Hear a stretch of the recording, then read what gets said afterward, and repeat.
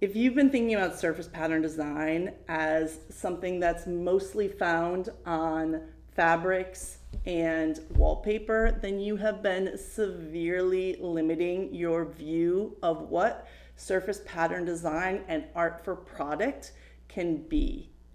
In this video, I want to break down why it is so important to understand what the possibilities are for your art on product, what those possibilities are, and how to move forward with a product category niche. Before I dive in, I want to recommend you go to the description and subscribe to my Surface Pattern Boss Toolkit. It is filled with so many valuable resources. Beyond these videos, if you've been enjoying my take on surface pattern design, you are going to want some of my freebies that you can find in that toolkit. So hit the description and be sure to subscribe. All right, let's dive into the topic at hand. I have been teaching students for years, and I have been a professional surface pattern designer for decades. And the first advice that I give to students who are looking to take their art and get it on products by finding paying clients is to narrow down their focus and to choose a product category to start with. There are a number of benefits with narrowing down what your focus is and choosing a specific product category to start with, and I've talked about them in a previous video, so you should definitely check that video out if you haven't seen it yet, because trust me, there are a lot of good reasons around this. But the most important one for newer designers, which might be you, is to get a handle on what type of art is marketable. If you're looking for paying clients, you need to have work that is commercially appealing,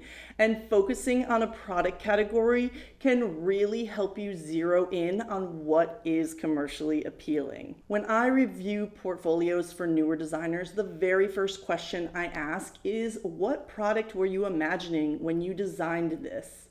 If you watch my recent critique of portfolios of some of my subscribers, which is also a really great video to give you some overview, if you watch that critique, you'll see that sometimes designs don't work for certain product categories. So it really is important to understand the category that you're interested in.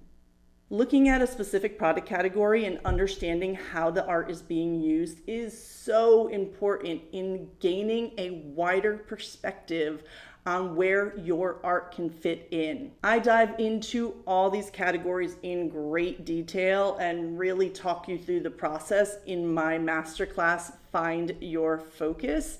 This is a great high value masterclass. I definitely recommend it.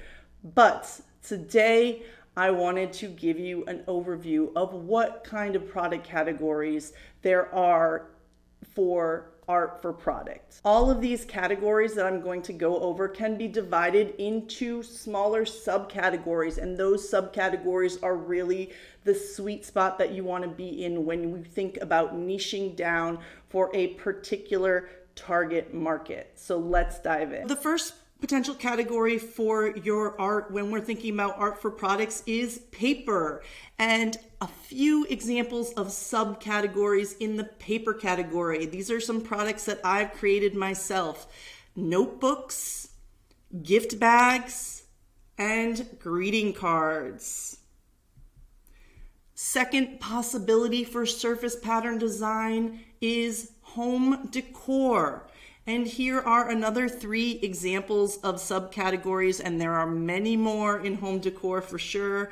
But here are a few examples of things I've created throughout my career: dinnerware, bedding, and wall art. Third category you can find art on products is gift and novelty items.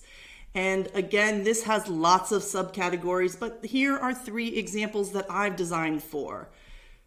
Hydration, so the water bottles on the left-hand side, coaster art, and Christmas ornaments, or any type of ornaments, though Christmas is certainly the most popular.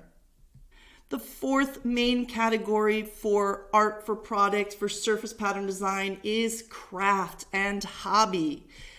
I've designed all the products you're seeing on this page as well. The first in the subcategories is acrylic stamps. The second is what people think surface pattern design is mainly for, which is quilting fabrics. And the final one is planner stickers and planner accessories. Finally, the last category that you can find art on products is apparel.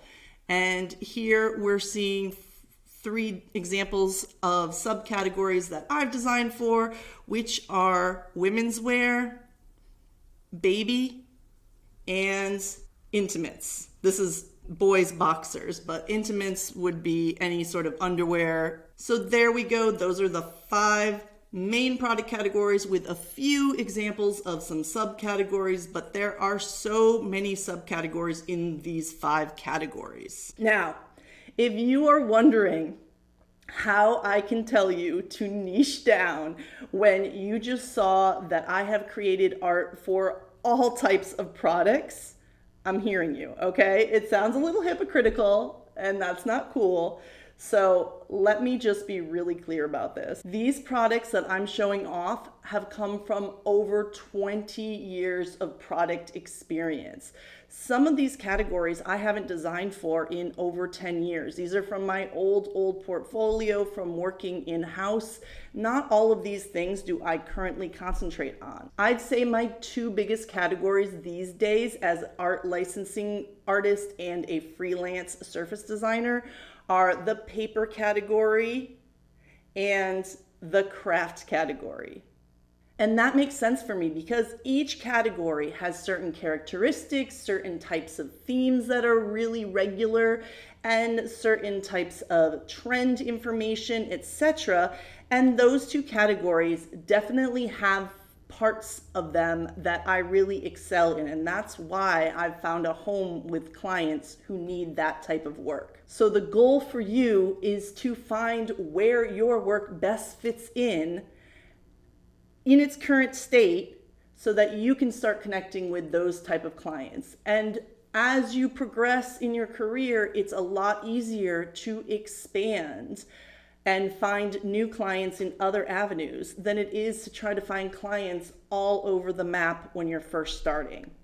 For a really quick and fun look at what niche might be for you, I have a free quiz linked below, top link in the description. Grab that quiz, take it. It's only like, 7 questions.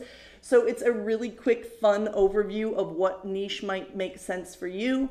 But if you want the deep dive to really understand the categories and why certain niches might be better for your particular art, then I definitely recommend the Find Your Focus Masterclass, which you can learn about in the description below. Niching isn't forever. Like I said, this can be something that you do just at the start of your career or as you're trying to find clients, but it can make a huge difference in how marketable your art is and how appealing it is for the art directors that you are sending your work to.